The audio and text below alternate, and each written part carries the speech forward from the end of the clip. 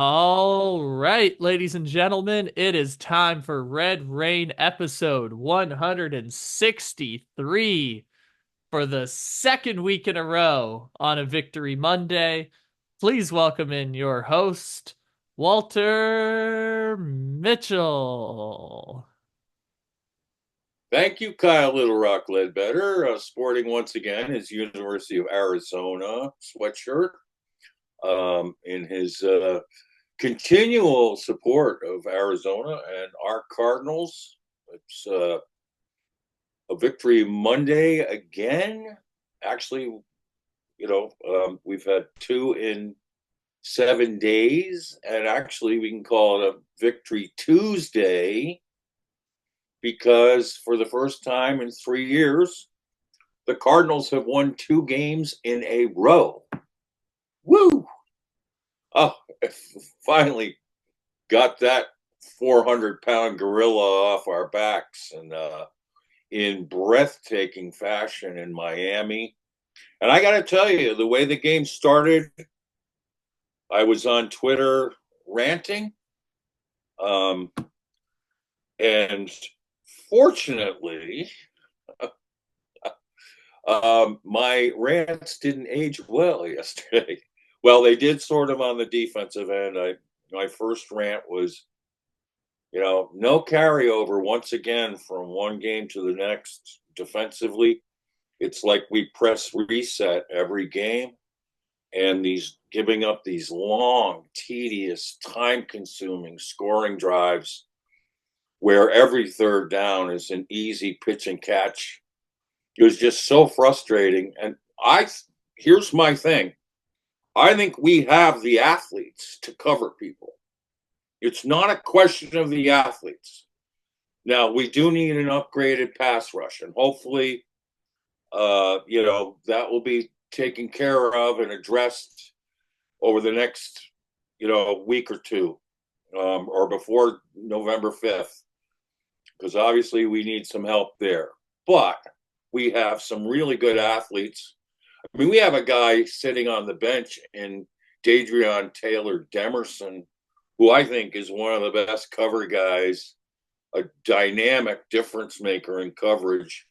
And why they're not playing him is mystifying to me, but also why they're not stressing playing pesky, sticky coverage in lieu of playing these soft zones or playing too much cushion. I mean, we see it. It's exasperating just watching this. Meanwhile, our offense is just kind of chilling on the bench, which makes it all the more significant that, what happened offensively and in the kicking game for us again this week was, that first drive when, the Dolphins march down and score and go 7-0, and Tua is looking like an all-pro, showing no signs of, rust after his lengthy absence, and just a really brisk passing game, aided and abetted by very soft coverage from the Cardinals' part, and some clever play designs by Mike McDaniel. But wow, so frustrating. And then to see the Cardinals' offense come out, get stuffed on first down, kind of running sideways, and then the two batted passes in a row where Kyler knows better than to do this. He did it 2 times in a row. He got stuck flat-footed, throwing off his back foot, which and allowed guys to get their hands up in passing lanes. When what he really needs to do, and thank goodness he corrected it quickly. What he really needs to do, like on the first play, they had Ramsey blitzing on the right side. He got sort of tied up, but he was in a position to knock the pass down. So, but if you notice on that play, if you looked at it, Kyler had easy access to the outside. There was no contain on the play. I mean, uh, Ramsey got sort of caught up in a block on the inside. What Kyler could have easily done is floated to his right, and now he'll have umpteen clear passing lanes. But instead, he just stayed flat-footed and on his back foot and tried to force that pass. And the next one, it was a similar situation. He could have floated to get a passing lane to James Conner, or actually it was to Trey McBride, and again got caught flat-footed. And I tweeted out, it just didn't look to me like Kyler was motivated to match Tua or outplay Tua in this game, given what the lack of focus and poise on the first drive. And I got tons of shit about that, but thankfully, and I was just more than eager to eat, swallow humble pie, and just delighted to do it, because on the second drive, Kyler was lights out. I mean, he was just fantastic, picking apart the defense, and highlighted by that fantastic scramble to his left. See, this is the thing with Kyler. We see something so special from him when he breaks container. He gets out on the move, like he did in that Michael Wilson touchdown. It's brilliant. Let's go to the tape. Watch this play. I mean, here you have Kyler flushing out to his left. And I don't know if there are many right-handed quarterbacks ever in the NFL who can pass so well to going to his left as Kyler does, and square up and really, this was reminiscent of the Higgy Bear touchdown that he had in a previous game where he got flushed to his left. All right, here we go. So it's 3rd and goal. This is a huge down. If we don't convert this, we're just going to kick a field goal probably. But look at the maneuverability that Kyler has. See, when he floats, he's special. When he gets stuck in a spot, sometimes it just doesn't maximize his outstanding skill. And I mean, look at how he dekes the defender here. I mean, he's not just any defender. That's Jalen Ramsey who he's dodging. Yeah. And ba-boom, huge touchdown, answers the call. And now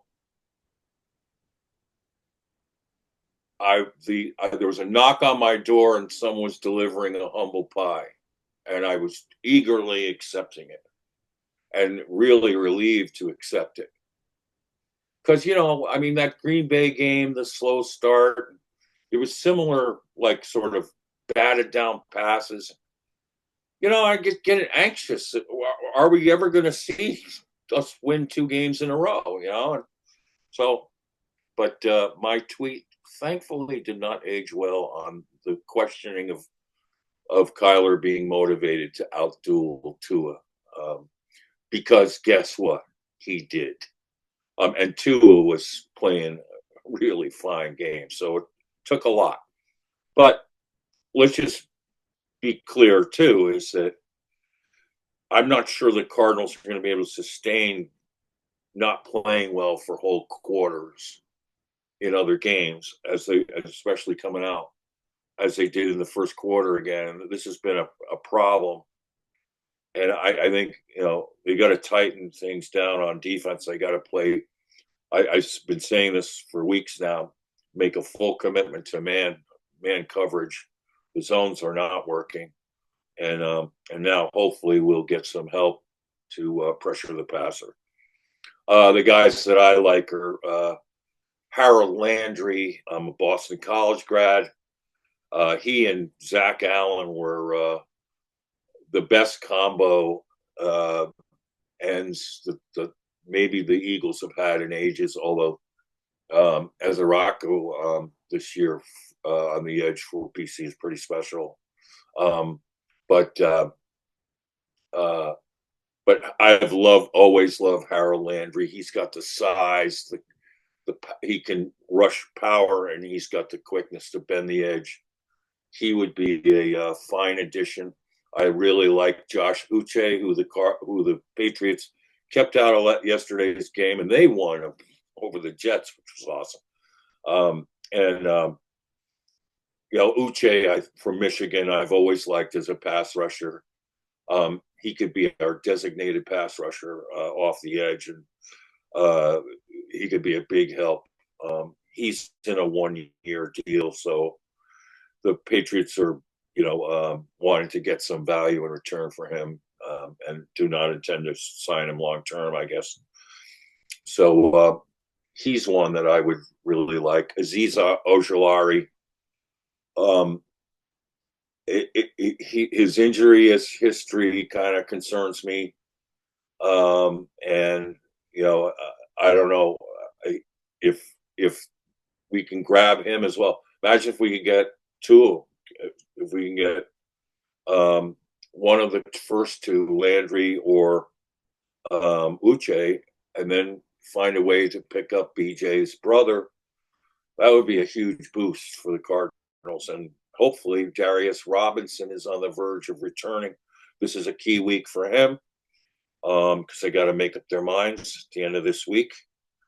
I'm also feeling like they ought to do something to protect Ben Stille and get him on the roster, because of our lack of depth inside. And he's been playing solid football, and he's on the practice squad. I don't want to see him get poached again, like he was, or claimed off waivers like he was. By the Bucks. But fortunately, he became available again. And at this point, we really need to get the most of what we've got from the players inside. And it was tough to be without Roy Lopez this week. And hopefully he's back next week. But Tonga had some good moments. He's been a breath of fresh air. Dante Stills had the one sack in the game. It was a strip sack. Unfortunately, we're not able to recover, but that was good. So that was a highlight moment for him. And Ben Stille was solid. And I think someone we really will need down the stretch. He brings size and strength to the interior. So, and Naquan Jones still, he's been a nice bonus on his return to the Cardinals. He was on Miami's practice squad there for a while, and they had signed him, and I was bummed about that. But he's back and he's making plays. So, but we need more, and it would be great if they could add another player to the defensive interior. I really think it behooves us to make moves. I mean, the Cardinals are now tied for first place. If the playoffs were today, they'd win the division because they have the early tiebreakers, but it's a lot to go on that. They still have 4 NFC West games. All of them will be really important. But just the shift in this game, I think the safety was, a huge play in the game later on, and a momentum changer. And this defense, got to give them credit. Late in games, they're finding ways to finally get some stops. And, so it's very timely and helpful. There was the errant snap. Look at our guys pursuing. Look at Tonga get after the football. Look at Wilson get after the football. Look, there's Ben Stille right there. Great effort on their part to try to get it. And there's Gannon pushing the ref back out onto the field.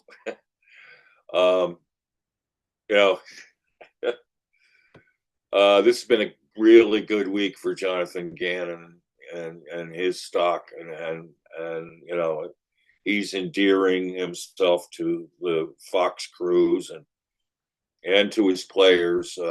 Can't repeat what he said to the team and giving them till Wednesday off in the locker room, but it was a a joyful, really excited locker room if they came back and were able to win this game when early on it did not look good at all.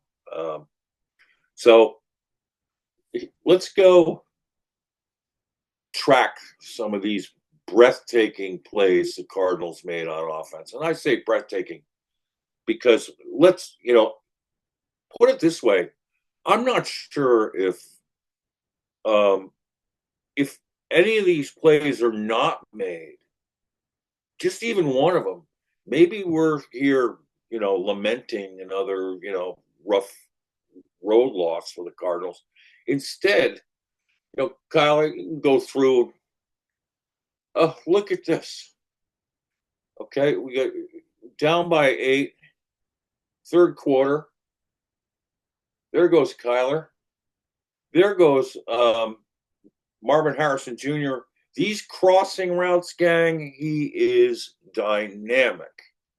I mean, if look at how he crosses Jalen Ramsey's face right at the top of the screen there. He's already got a 2-yard, separation from him, which he maintains throughout. I mean, Ramsey's one of the best recover corners in the league. So, I mean, this is the bread and butter of his game. And this catch is just absolutely planing out, absolutely the epitome of focus and confidence. And I mean, he just pulls this in, gets the feet in bounds, and oh my goodness, talk about breathtaking.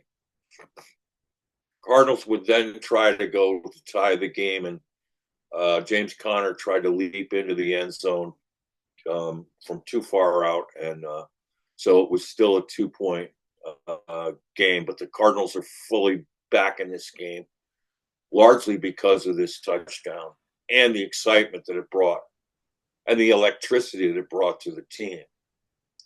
This was the first time all season that it felt like to me when the running game wasn't getting going early, whether that was Kyler or James Conner or whoever.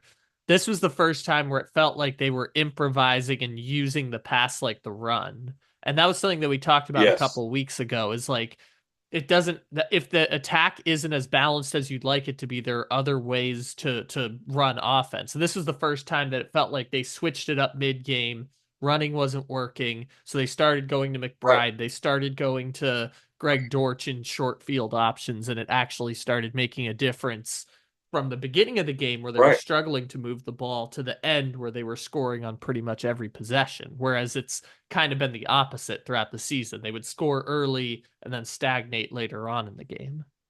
Right. The shaka of this game is that the Cardinals proved in this game against a top 5 defense, by the way. The Dolphins coming in this game were ranked number 4 in the league in defense. That they proved that they have it in their bag to open things up and get things done. Up to this point, they've done it in small flashes, but it hasn't been consistent. And we know the frustrations of the passing game. I mean, I was just, writing this week about how Kyler Murray, since he's, played in this system for, up until yesterday, it was 15 games, has been averaging a paltry 200 yards passing per game. And he's gotten his QBR up, which is great. And that's a measure of improvement there. Of course, QBR includes his running ability. He has been sensational running the football. And we'll get to maybe the most key play of the game was Kyler's conversion. That'll be a third down conversion late in the game. Gutsy, really well done. And, which was so huge because then they could run the clock down as they've done 2 weeks in a row and try to kick the game winner as time expired, as they've done 2 weeks in a row. But we'll get to that in a minute. Let's just keep queuing up these breathtaking offensive plays.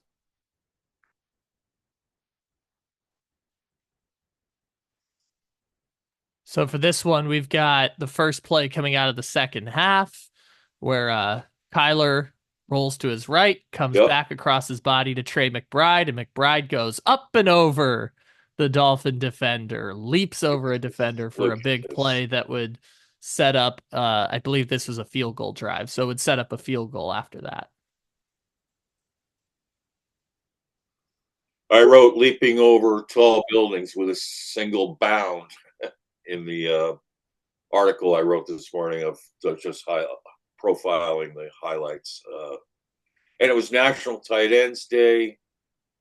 The stats on McBride were outstanding: 9 catches, 100. We'll go to the box score in a minute, but here's another breakthrough. We had 2 100-yard receivers in the game with McBride and then with Harrison. So that was a breakthrough. Winning 2 games in a row is a breakthrough. But we now know the Cardinals can open things up when they need to and be on the money. All right, here's the next one. Ooh, they also showed the stat on Sunday Night Football that this National Tight Ends Day broke the all-time record for most receptions by tight ends in a single Sunday. Right. And now this is after, right, and Gronk picked the Cardinals to win, so it was a really sweet tight end day for the Cardinals. And look at this. When it became 20-18, it was just near backbreaking to watch the Dolphins again systematically march down the field and score. To now make it a two-score game again. That was really frustrating. But this is the way you answer something like that. These are key plays. Oh, this one's, yeah, I mean, this one was just unbelievable. I mean, they called it incomplete. And then when you looked at it, I mean, Gene Steratore, I mean, he called it perfectly. Marvin's hand was under the football. And these diving look at his focus on this. It's just stunning. And Kyler's wherewithal to throw it up there. He's done this, now this is a staple play for the Cardinals, and typically you don't want the quarterback throwing off the back foot, but in this case, guy was beating down on him, and Kyler had to make a quick decision. Dortch is covered right here, so that's smart. He didn't force it in there. And then he knows Marvin is going on that fade, so he's going to lay it out there to where only Marvin can catch it. That's a complete timing route right there. That is just knowing where Marvin's route is going, having the timing to float the ball up there off your back foot to give him just enough time to finish the route. Right. And fortunately, Marvin had a great break off of Ramsey right there. And to highlight this and underscore, Marvin's having a day versus easily a top 4 corner in the NFL. And he's, in this play, he's well covered. I mean, you can't fault Ramsey on this, but it took a perfect throw and a perfect catch. And how clutch is that? Look at the situation. Down 9 points. There's 11 minutes and 27 seconds left.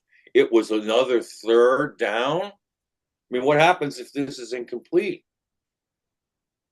I mean, I don't know if Gannon at this point in the game would go for it on 4th and 4, but I think you would have to, knowing it's a 2-score game and knowing your defense is giving up these long, time-consuming drives where every 3rd down is being converted. I think back there you would have had to, and who knows what would have happened then. But at this point in the game, Kyler is at his 200 yards average.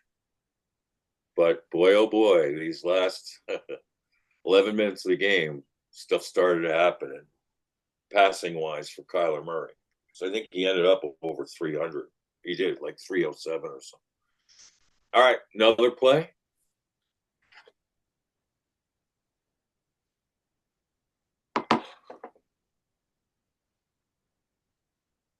All right, so this is the one down the stretch.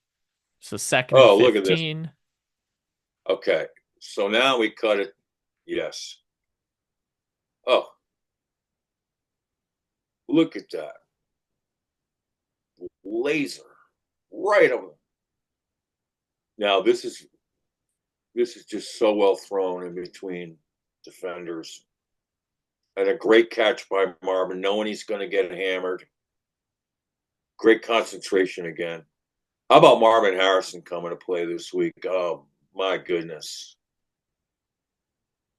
I mean, any doubts, serious doubts that anyone would have had.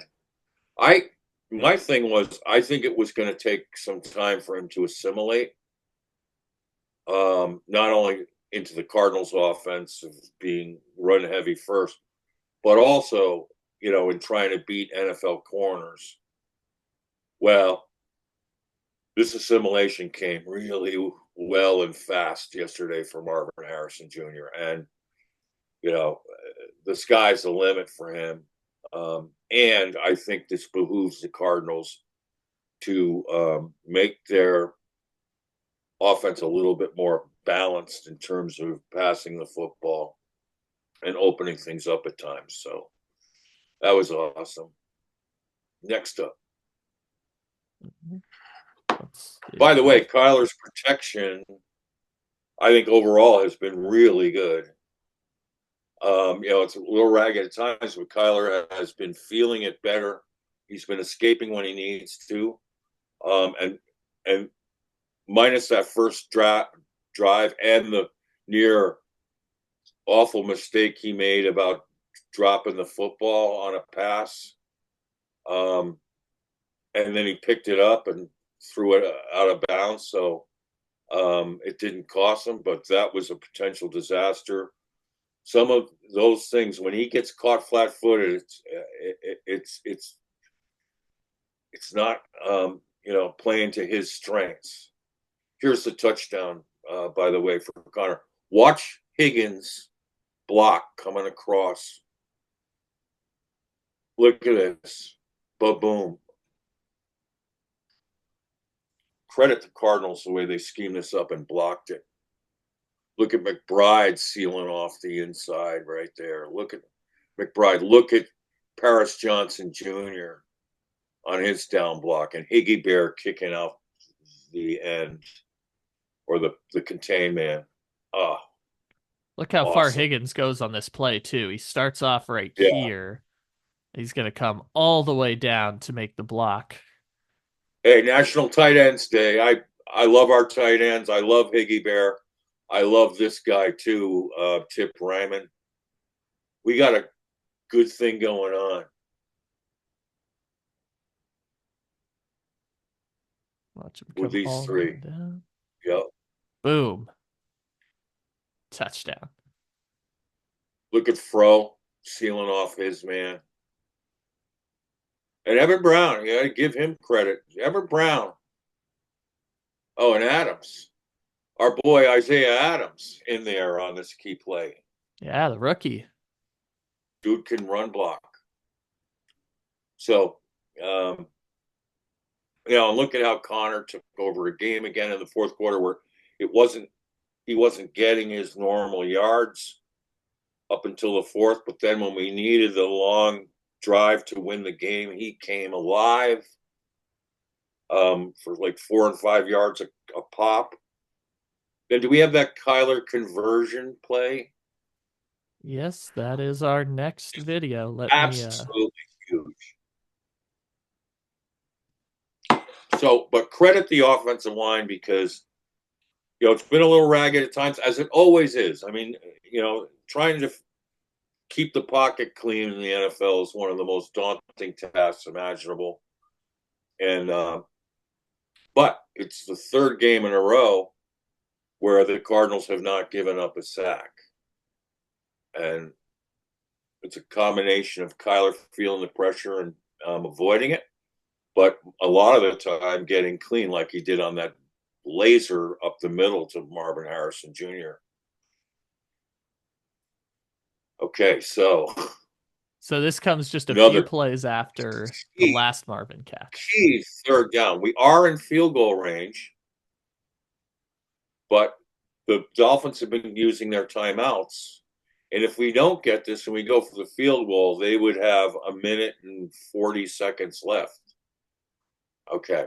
So start off with So, the misdirection here. You've got Marvin yep, coming across the screen here. yep, 21 is following him, so that tells them that they're probably running a man right, coverage here. See 21 right, at the top of the screen there. yep, Kyler's going to take the snap, go the opposite direction. yep, Got a blocker. This is the man he's got to make miss right there. And Kyler is going to do exactly right, that to pick up the first down.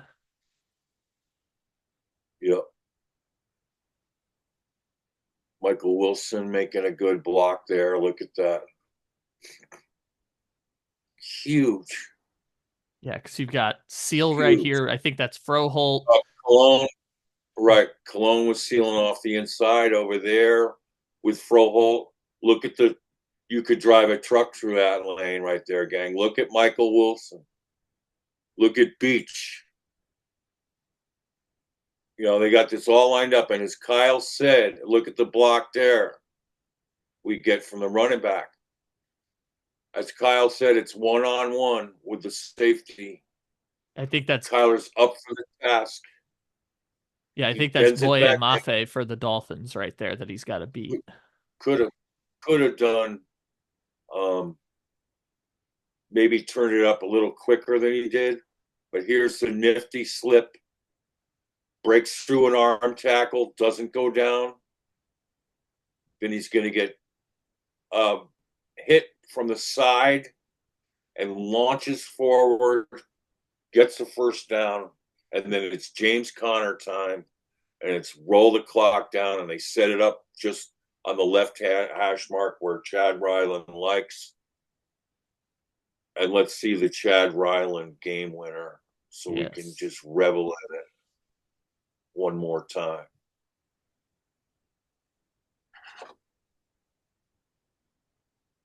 Snap is down. Kick is up. Wait. Don't do too early. Snap is down. Oh, there we go. There it Go is. ahead. Snap is How down. about right down the middle again? So smooth. An Chad extra Ryland is point just length wonderful. walk-off field goal. Look at the blocking. Look at that. We got big boys in there doing a big boy job. And how about the Cardinals kicking game the last few weeks? I mean, so Bickley and Murata were just asking the Cardinal fans what was most surprising about the Cardinals win. Here's what I wrote. I wrote, despite having the worst third down defense in the NFL, the Cardinals are finding breathtaking ways on offense and in their kicking game to finish off W's. It's a real testament to, and then I got to give the defense credit is when they do come up with a stop late in games, it's huge. But, getting to that point, you just wonder, can they tighten this thing up where it's not always, comeback chase mode for the offense and that our defense, like they did against the Rams. And by the way, Budda Baker, let's go to the Budda Baker, Tyreek Hill conversation. Budda Baker and Budda addressed the team after the game. If everyone came to play the way Budda does, starting from the bell, who answers the bell more than anyone? It's Budda Baker.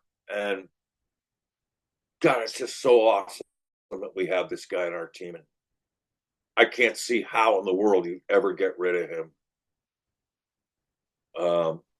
I was thinking the other day, someone tweeted out about the Titans. How did it work out for them? How did they ever let Derrick Henry and A.J. Brown out of their building? Well, the Cardinals should never let James Conner and Budda Baker out of their building, because these guys are bell cows and they're bell ringers and they are tone setters. They are the culture. They are the culture. They have said it, and they come to play, and a physical brand of football that that is in some ways unparalleled, and it certainly stands out on our team. But look at Budda. Got much respect from Tyreek, and vice versa. Budda, Budda was making his point. We're here. Just wanted you to know, FYI, we're here. We're here to defend you. And it's not going to be easy. So let's go to the box score. Check out the numbers.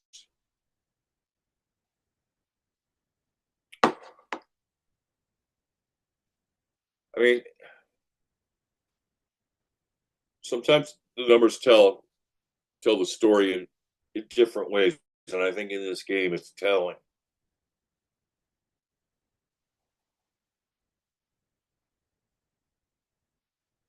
So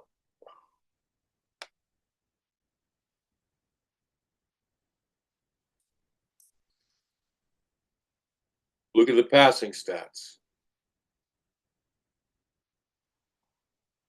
I mean, we're looking at a nearly identical between Tua and Kyler when you look at completions, yards. They each have a touchdown, but then you go to the QBR and it's dramatic. It's telling you this was a dramatically different game between these two quarterbacks, even though the numbers on the surface look similar in terms of execution. This is a dramatically different game for both quarterbacks.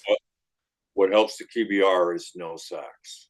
Mm-hmm. What helps the QBR is this stat here: 5 rushes for almost 4 yards a carry, a key first down. That's going to add to the QBR.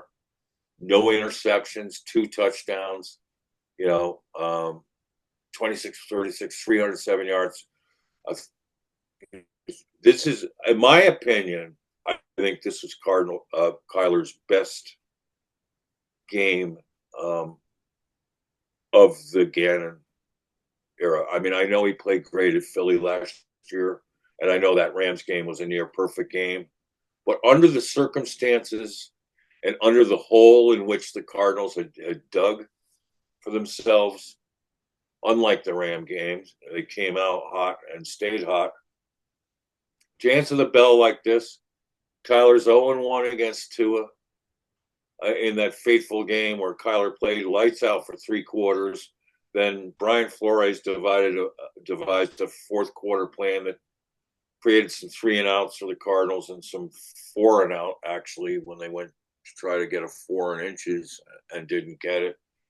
Kenyon Drake was stuffed and left Kyler disconsolate when Tua drove the team 99 yards for the game-winning score. And again, it was a situation where the Cardinals' pass defense was really unthinkably bad on that series. And, and that was a game Kyler afterwards was the most despondent I think I've ever seen him. He's like, what the frick? I'm having one of my best games and we still lose. And Kyler even trying to get a fourth conversion in that game, lower to shoulder. I'll never forget that. He was trying so hard to get a key first down. And unfortunately, he got taken down short of the line, and they had to punt.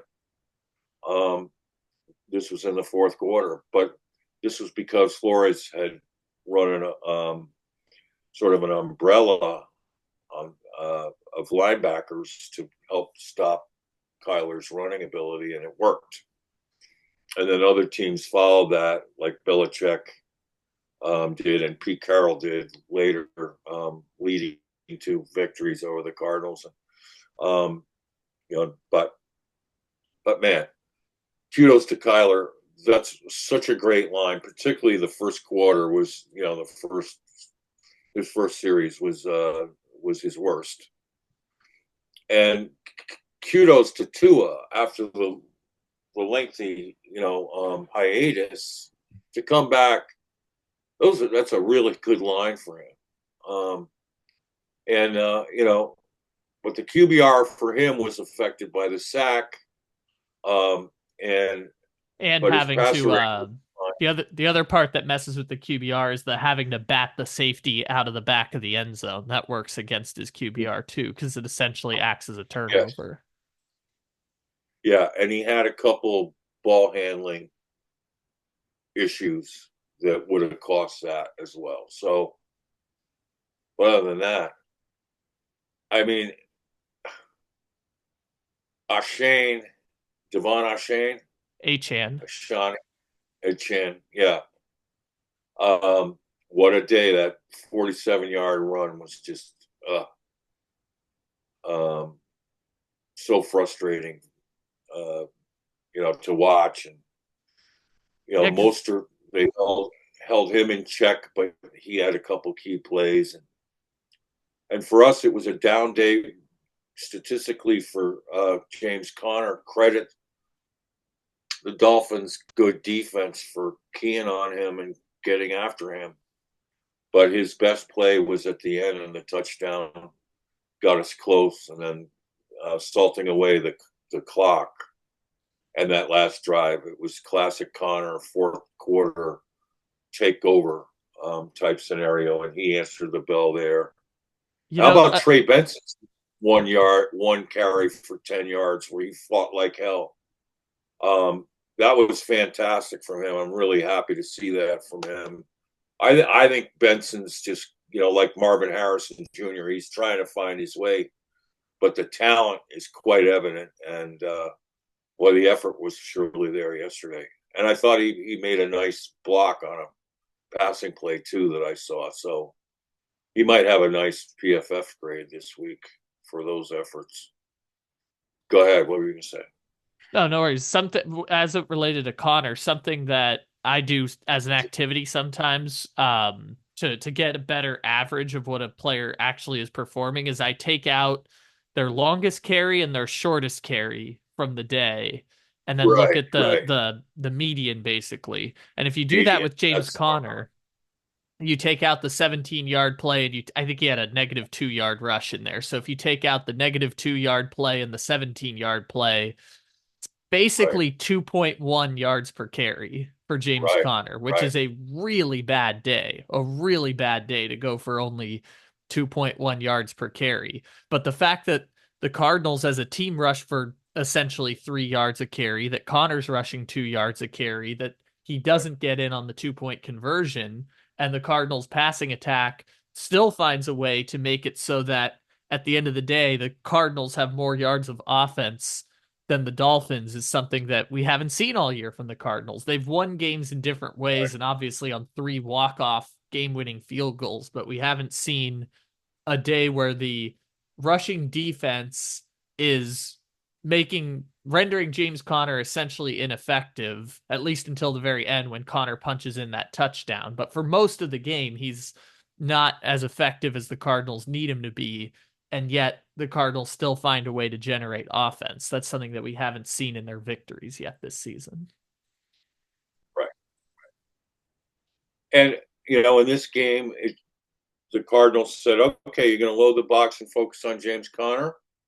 They still gave him the ball 20 times, but that I think hurt the Dolphins a little on the back end, and the ways in which the Cardinals were able to attack them But also, what in did the this game. Cardinals do later on? You get James Conner involved in the passing game a little bit too. It's an easy way to get Yes, James involved if the run defense is stout on the interior, then right. you can get James Conner involved in the passing game. That's right. So, and here it is, two um, 100-yard receivers. McBride with 124 on 9. Here's the cool thing, too. 9 receptions on 11 targets. That's awesome. 13.8 for a tight end is an awesome stat. Long at 37, which we saw on the one that he leapt over the safety. Marvin Harrison, 6 out of 7. But bang, what a breakthrough game because, and then look, 18.5, 111, the big TD, long at 25. A number of his plays had distance, and were in the intermediate area to long area. So early in the game, they threw it up the right sideline to him against their zone and into a triangle between a triangle defenders, where he made a really great catch, his first catch of the game. That was sweet. So, and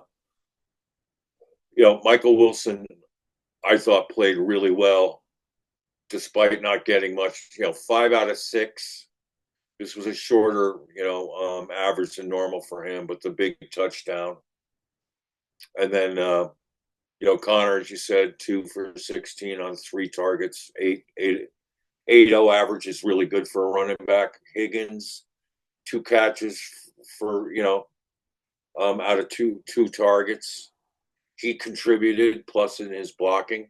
And Dortch on a key 3rd down, converted on a rack play thrown under the line, and he put a deep move, deluxe on the defender and turned it upfield and got over the line for us. That was a huge play in the game. And Zay Jones got his first catch as a Cardinal on 1 target. So, 307 yards hasn't happened in a while. At 11.8 is really good average, and 2 TDs is excellent. So, got to be happy with that. On the flip side, Cardinals gave up 234 yards. I mean, early on, it was looking like it was going to be a 300-yard day for Tua for sure. 8.4 average, which isn't so bad. Tua was throwing a lot of dinks and dunks.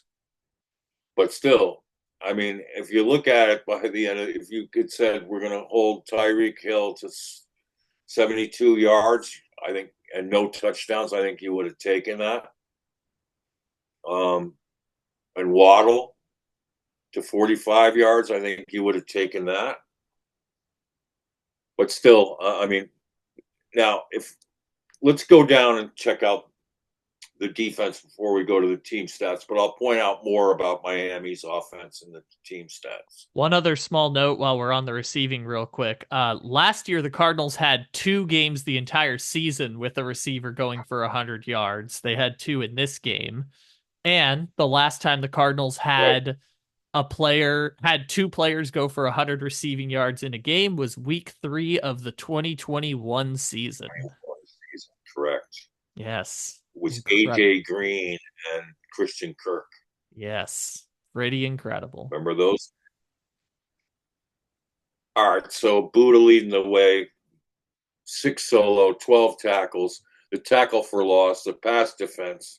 I mean, he had 9 tackles at halftime. Jalen Thompson, his game's rounding up. Another double-digit tackle total. 8 solos is really good. But it tells you a lot when your safeties are making the majority of the tackles. Kaiser White made 1 great play, tackle for loss.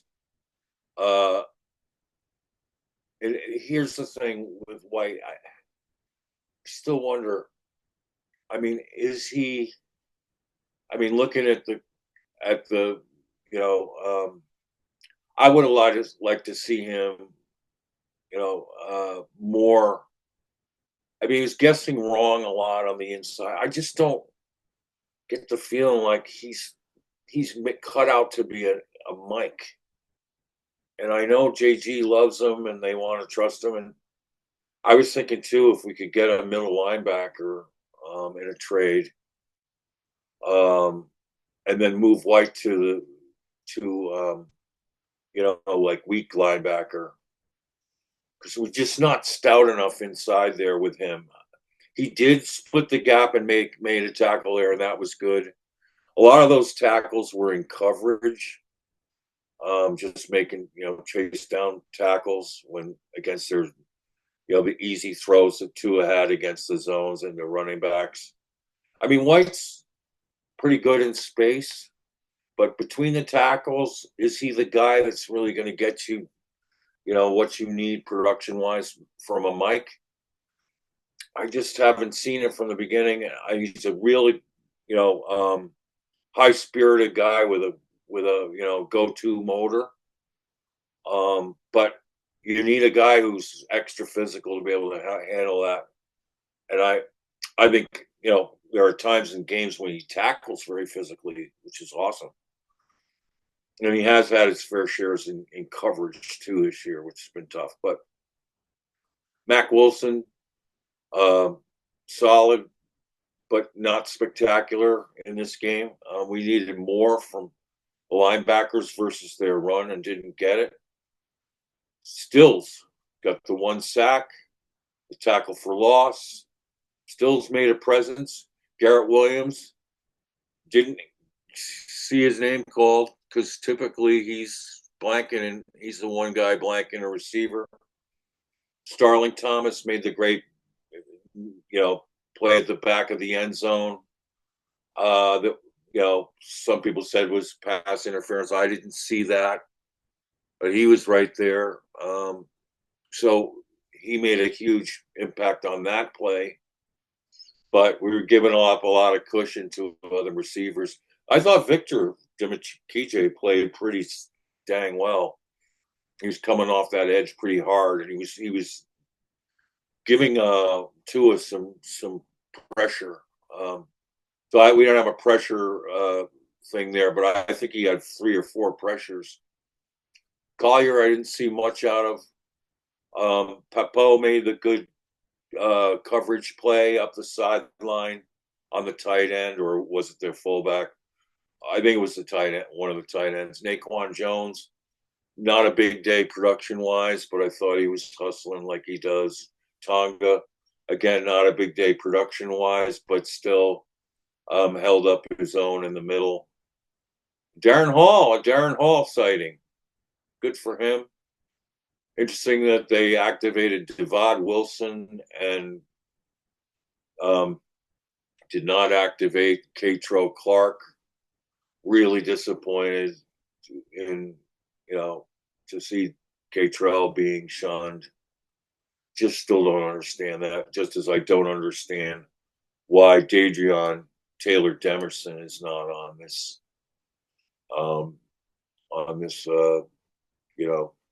list. They're not playing him, and we could use him. So Okwara, not a great day from him, but not awful. Lucetta made a couple hustle plays. He had that tackle for loss. Lucetta is a baller. Stilly had a pass, knocked a pass down. Did not have a big production day.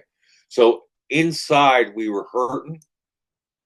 At linebacker, you're getting outplayed by the safeties. So it was a rough day for the front seven, put it that way. And hopefully reinforcements will be on their way. All right, let's go to the team stats. Here we're going to see what needs to start changing, in my opinion, is that look at this. Dolphins, third down efficiency. Now, 7 for 13 for the Cardinals is good. Anytime you're over 50%, that's good. But, man, 11 for 15 for the Dolphins. I mean, come on, man. You've got to do better than that. But still, the Cardinals outgained them in yards. It's unbelievable, especially when it was so lopsided after a quarter. And, our average yards per play, the Cardinals had it. And they won the passing game, 307 to 227. That's by 80 yards. Who would have thunked that after the first quarter? But the rushing game, the Dolphins nearly doubled. That was an anomaly for the Cardinals. But in a way, the fact that the running game wasn't working and the Cardinals opened things up in the passing game is a breakthrough for them, because now we know um, what the Cardinals are capable of when they're not being able to get the ground game going the way that they want. That they have this ability now to strike in the air. And Kyler, as I said, I think he had one of his best games. I think it was, considering the circumstances, the best game he's had, the most clutch game he's had in 2 years under Gannon and Petzing. And we saw from Kurt Warner during the week, and I bet Kyler probably saw that video from Kurt, that the schemes that Petzing's thrown out there, they're classic NFL passing schemes. The route combinations. There's nothing wrong with them. And Kurt pointed out there were opportunities the Cardinals had that were open that Kyler wasn't connecting on. This week, there were opportunities, and Kyler took full advantage of them. And so did the receivers. They came this week really, poised and ready to make the passing game a major factor in this game. And they were up for that challenge. It was reported by Fox that during the week, Kyler sat with Marvin and took out the plays that Marvin's not happy with, the route, whatever the schemes were that he's least confident in, and then highlighted the ones that he's most confident in. And that kind of communication, I think, probably could have happened weeks earlier. But the key was that whatever they talked about and worked on clicked. And, wow, what a great time for it to click. Because the Cardinals are now tied for first place. As I said, if there's a tiebreaker, they would get it or this early. We can't, for right now, but the playoffs aren't right now. So, there are big games coming up. We got the Bears coming in following their, just, I don't know, knee buckling loss on the Daniels Hail Mary. Yeah, their own Hail Murray. Yeah, the Hail Daniels. That was, and that's a design play. Zach Ertz, who's balling big time for them, played it perfectly. They coached up that play to a perfection. You want to keep a guy in front of the stack and a guy behind the stack, and then you want a guy in the middle of it like Ertz, who's got size, who can get up and volleyball, sort of set it up with a tip, a volleyball tip, and then wow, how perfect was it? That tip backwards. That was incredible. So now many of you probably watched that game. I did with great interest. I mean, Caleb is shifty. He's got special gifts. Odunze's playing well for them. Komet is one really solid tight end. DJ Moore is a baller. I mean, Cardinals have their hands full with him. The Bears defense did a great job against the Commanders, keeping them out of the end zone, kind of like the Cardinals against the Chargers did on Monday night. And, their defense is pretty dang good. You got to contain Sweat on the outside. He's a baller. Roquan Quan Smith is he's gone. But their inside linebackers are pretty good. Their linebackers all the way around. Their secondary is pretty solid. So, it's a big challenge for the Cardinals. The Bears are going to come in angry.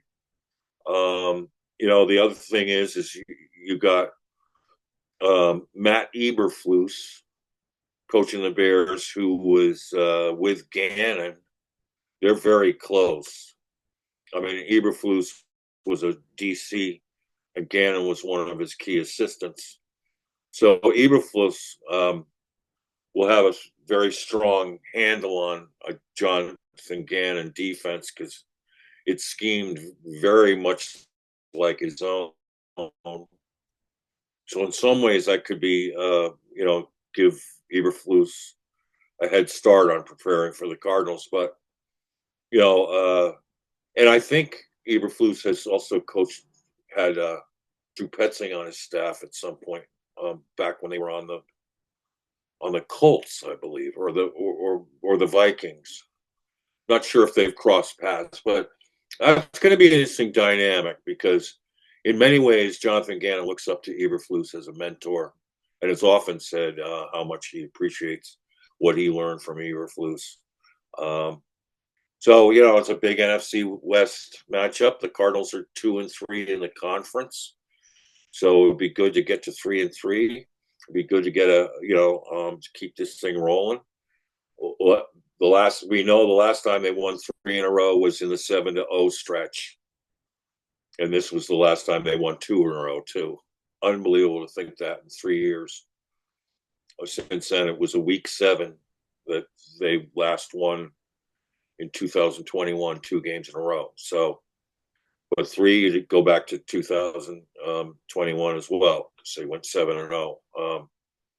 But it's a really big game. I think in this case, Gannon made a good call to give the players a couple days off because of playing 2 games and a travel to Miami in 7 days, 6 days really, and to handle that going 2-0 and playing as well as they did on their comebacks in these games, it would be good to get the players a couple days rest and have them come back fired up on Wednesday and ready to roll for the Bears. So, and hopefully Cardinal fans will hang on to their tickets and start supporting this team and not be not be watch Mike Ditka imitators sitting in the stands as Bears fans often do. So, pretty exciting to think of where the Cardinals are after 8 games. It's been a tough stretch, but now's the time for the Cardinals can they carry over again?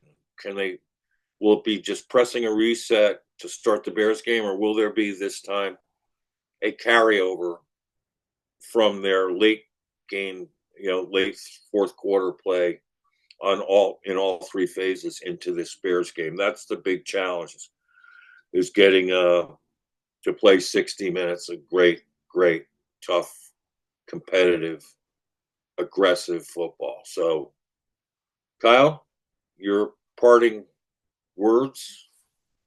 Feels good to be in a playoff race again, I'll tell you that. It's the NFC West might be a 1 playoff team division this year, but the Cardinals are right there in the thick of it with every single team in the division. And that's kind of exciting. For the past 3 years where the Cardinals have been down, it's been a Niners division through and through. So it's nice to have it be a little bit of a competition now, and everyone's kind of in it together. I mean, the Bears technically have a better record than the Cardinals. They're 4-3 now, and they're dead last in the NFC North. And the Cardinals at 4-4 are first place in the NFC West. So it'll be, it's funny how those things work out sometimes. So it's good to be in a playoff race. Second year thoughts with Gardeck. Now we know he's done for the season. Right. I'd really like them to trade for an edge rusher. I know the deadline is in 9 days still, but it would be nice to have that player already in the building this week.